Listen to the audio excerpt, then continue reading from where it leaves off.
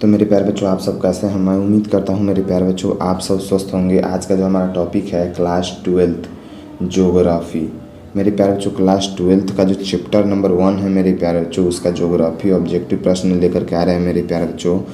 मानव भूगोल मेरे प्यारे बच्चों, क्या है मेरे प्यारे बच्चों? मानव भूगोल प्राकृतिक। ठीक है मेरे प्यारे बच्चों, मानव भूगोल प्राकृतिक पहला जो चैप्टर है मेरे प्यारे बच्चों, उसके बारे में जो है आज हम लोग ऑब्जेक्टिव प्रश्न करेंगे मेरे प्यारे बच्चों। देखेंगे मेरे प्यारे बच्चों 12th के एग्जाम में मेरे प्यारे बच्चों किस तरह के प्रश्न आने वाले हैं मेरे प्यारे बच्चों। इसी तरह के जो है प्रश्न आपसे आगे पूछे जाएंगे मेरे प्यारे बच्चों।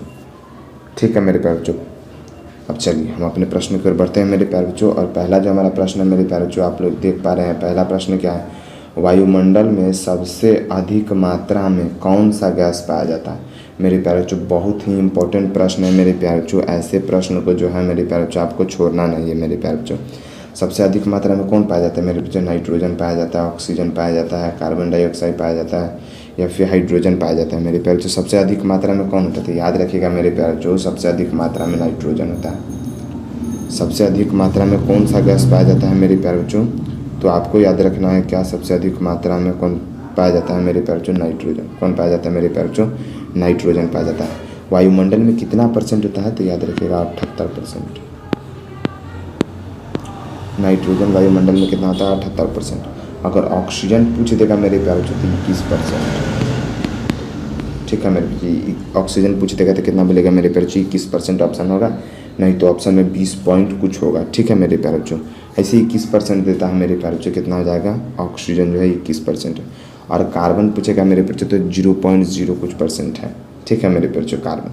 चलिए हम अगले प्रश्न की ओर बढ़ते हैं मेरे प्यारे बच्चों। ऐसे प्रश्न को आपको छोड़ना नहीं है मेरे प्यारे बच्चों, पूरे कर लेना है मेरे प्यारे बच्चों। ऐसे प्रश्न जो है मेरे प्यारे बच्चों आपके एग्जाम में देखने को मिलेगा। चलिए अगले प्रश्न पर बढ़ते हैं मेरे बच्चों। दूसरा प्रश्न हमारा क्या बोला जा रहा है? दूसरा प्रश्न में, दूसरा प्रश्न जो है पूछा जा रहा है भूगोल की कितनी शाखा है? देखिए मेरे बच्चों, पूछा जा रहा है सवाल में क्या भूगोल की कितनी शाखा है? ए नंबर ऑप्शन में 3, बी नंबर ऑप्शन में 4, सी नंबर ऑप्शन में 2, डी नंबर ऑप्शन में 1। ठीक है मेरे प्यारे बच्चों, तो आपका जो राइट आंसर हो जाएगा मेरे प्यारे बच्चों ऑप्शन नंबर सी हो जाएगा। कितनी शाखा है मेरे प्यारे बच्चों? 2 शाखा। अब 2 कौन कौन सी शाखा है मेरे प्यारे बच्चों, उसके बारे में आपको जानना मेरे प्यारे बच्चों बहुत ही ज़रूरी है। ठीक है मेरे प्यारे बच्चों, 2 कौन कौन सी शाखा है मेरे प्यारे बच्चों? तो एक जो है मेरे प्यारे बच्चों प्राकृतिक, एक जो है मेरे प्यारे बच्चों जिसमें प्राकृतिक के बारे में अध्ययन करते हैं मेरे प्यारे बच्चों, उसको बोलते हैं मेरे प्यारे बच्चों भौतिक। यहाँ पर क्या लिखिएगा? भौतिक भूगोल। क्या लिखिएगा मेरे प्यारे बच्चों? भौतिक भूगोल। ठीक है मेरे प्यारे बच्चों, भौतिक भूगोल की अगर बात करें मेरे प्यारे बच्चों, तो इसमें जो है हम जो मेरे प्यारे बच्चों प्राकृतिक जितनी भी घटनाएं घटती हैं मेरे प्यारे बच्चों, प्राकृतिक जो भी चीज़ है, ठीक है मेरे प्यारे बच्चों, यानी प्राकृतिक कहने का मतलब है मेरे प्यारे बच्चों जो हमारे पास में नहीं मेरे प्यारे बच्चों, जो प्राकृतिक ने दिया है। ठीक है मेरे प्यारे बच्चों, क्या है? जो प्राकृतिक ने दिया है उन सारे चीज़ों के बारे में अध्ययन करते हैं। जैसे मेरे प्यारे बच्चों क्या?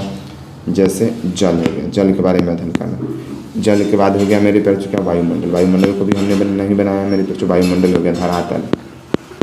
इन सारी जो चीज़ें होती है मेरे प्यारे बच्चों, ये सारे किसके देन है मेरे प्यारे बच्चों? तो ये जो सब है मेरे प्यारे बच्चों, ये सब प्राकृतिक के देन है मेरे प्यारे बच्चों। तो हम लोग क्या करते हैं मेरे बच्चों? इसके बारे में पढ़ते हैं मेरे प्यारे बच्चों, यानी जो प्राकृतिक के जरिए मिला हुआ है मेरे प्यारे बच्चों, और हम उसका जो अध्ययन करते हैं मेरे प्यारे बच्चों, वही हमारा भौतिक भूगोल कहलाता है। यानी भौतिक भूगोल के अंतर्गत प्राकृतिक जितनी भी चीज़ें आती हैं उन सब का अध्ययन होता है। ठीक है मेरे बच्चों, प्राकृतिक पर्यावरण का अध्ययन वगैरह, पर्यावरण भी इसी में आता है मेरे प्यारे बच्चों, प्राकृतिक। ठीक है मेरे प्यारे बच्चों, अब चलिए अब हम लोग मेरे प्यारे बच्चों इसके दूसरी शाखा की बात करें। मैंने पहली शाखा बता दिया है मेरे प्यारे बच्चों, पहली शाखा क्या क्या है। अब चलिए मेरे प्यारे बच्चों हम दूसरी शाखा की बात करें मेरे प्यारे बच्चों। भौतिक भूगोल के अलावा जो है मेरे प्यारे बच्चों दूसरी शाखा कौन सी है मेरे प्यारे बच्चों? तो दूसरी जो शाखा है मेरे प्यारे बच्चों मानव भूगोल। नाम से ही समझ में आ रहा है मेरे प्यारे बच्चों, मानव भूगोल। मानव भूगोल, ठीक है। क्या है मेरे प्यारे बच्चों? दूसरी शाखा क्या है मेरे प्यारे बच्चों? मानव भूगोल। इसमें क्या होता है मेरे प्यारे बच्चों? इसमें मानवीय गतिविधि का अध्ययन होता है।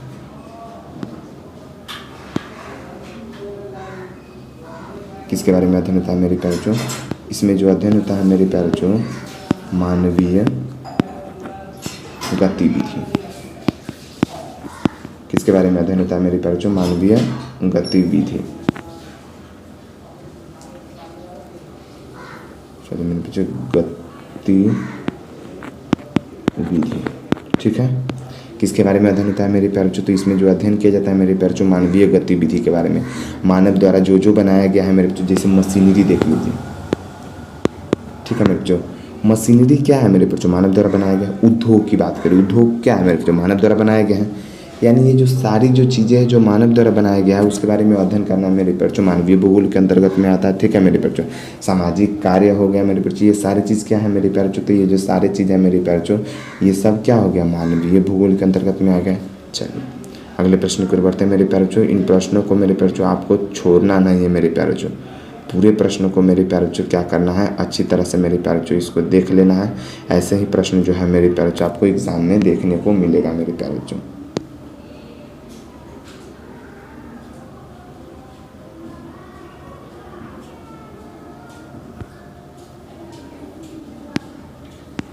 चलिए हमारा तीसरा प्रश्न क्या पूछा जा रहा है मेरे प्यारे बच्चों? तो तीसरा जो प्रश्न है मेरे प्यारे बच्चों, भौतिक भूगोल में किसके बारे में अध्ययन होता है? देखिए मेरे प्यारे बच्चों, अभी मैंने थोड़ी देर पहले बताया मेरे प्यारे बच्चों, भौतिक भूगोल क्या है मेरे प्यारे बच्चों? जिसमें प्रकृति के बारे में अध्ययन करते हैं। क्या? प्रकृति।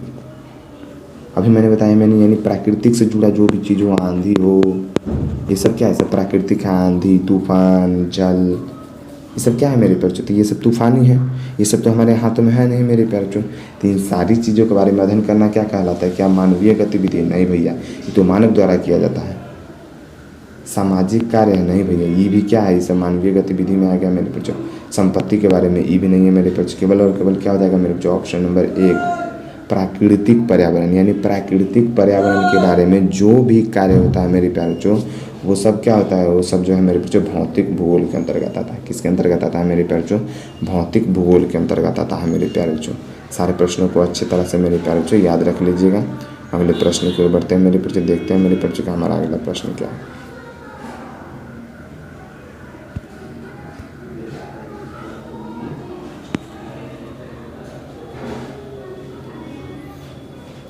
अगला प्रश्न जो पूछा जा रहा है मेरे प्यारे बच्चों, चौथा नंबर प्रश्न क्या है मेरे बच्चों? मानवीय भूगोल में किसके बारे में अध्ययन किया जाता है? मेरे प्यारे बच्चों क्या मानवीय भूगोल में किसके बारे में अध्ययन किया जाता है मेरे प्यारे बच्चों? तो जैसे हम लोग प्राकृतिक, जैसे हम लोग मेरे प्यारे बच्चों, जैसे हम लोग जो है भौतिक भूगोल की बात कर रहे थे तो उसमें क्या था? प्राकृतिक वस्तु के बारे में अध्ययन करना। लेकिन यहाँ पर हो जाएगा मेरे बच्चों क्या? मानवीय भूगोल। कोई बात नहीं, मानव भूगोल के बारे में अध्ययन करना।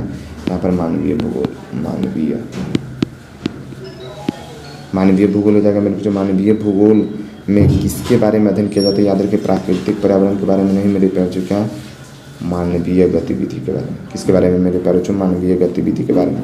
मानवीय गतिविधि के बारे में किसके बारे में अध्ययन किया जाता है मेरे प्यारे बच्चों? मानवीय गतिविधि के बारे में। चलिए अगले प्रश्न की ओर बढ़ते हैं मेरे प्यारे बच्चों, देखते हैं हमारा अगला प्रश्न क्या है मेरे प्यारे बच्चों। आगे बढ़ने की कोशिश करते हैं।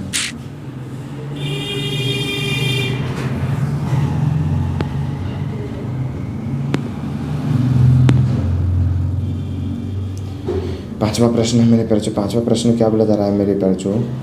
भूगोल में भू का अर्थ क्या होता है? भूगोल में भू का अर्थ क्या होता है? भूमि से है, गोलाकार से है, त्रिभुजाकार से है, पर्यावरण से है। क्या है मेरे बच्चों? इसका मतलब किससे है मेरे प्यारे बच्चों? तो याद रखिएगा, भूमि में भू का अर्थ होता है मेरे प्यारे बच्चों भूमि, ठीक है। और गोल का मतलब होता है गोलाकार।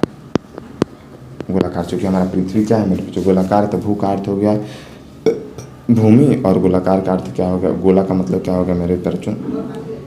गोल का अर्थ हो गया मेरे प्यारे बच्चों गोलाकार। तो क्या हो जाएगा? भूमि का, भू का मतलब क्या हो जाएगा मेरे प्यारे बच्चों? भूमि, ठीक है। गोलाकार भी नहीं होगा, त्रिभुजाकार भी नहीं होगा, पर्यावरण भी नहीं होगा। क्या हो जाएगा? केवल और केवल मेरे प्यारे बच्चों भूमि हो जाएगा, ठीक है मेरे प्यारे बच्चों। क्या हो जाएगा मेरे प्यारे बच्चों? भूमि हो जाएगा। आपसे आगे अगर यदि प्रश्न में पूछ देगा मेरे प्यारे बच्चों क्या गोल का अर्थ क्या होता है, तो आपको याद रखना है मेरे प्यारे बच्चों क्या गोल का अर्थ होता है मेरे प्यारे बच्चों गोलाकार। चलो हमारा छठा प्रश्न है मेरे प्यारे बच्चों, क्या बोला जा रहा है? भूगोल में गोल का अर्थ मेरे प्यारे बच्चों मैंने अभी बताया मेरे प्यारे बच्चों क्या भूमि होगा? नहीं। क्या मेरे बच्चों? त्रिभुजाकार होगा? नहीं। पर्यावरणीय होगा मेरे प्यारे बच्चों? नहीं। केवल और केवल क्या हो जाएगा मेरे प्यारे बच्चों? तो गोल का अर्थ होता है मेरे प्यारे बच्चों गोला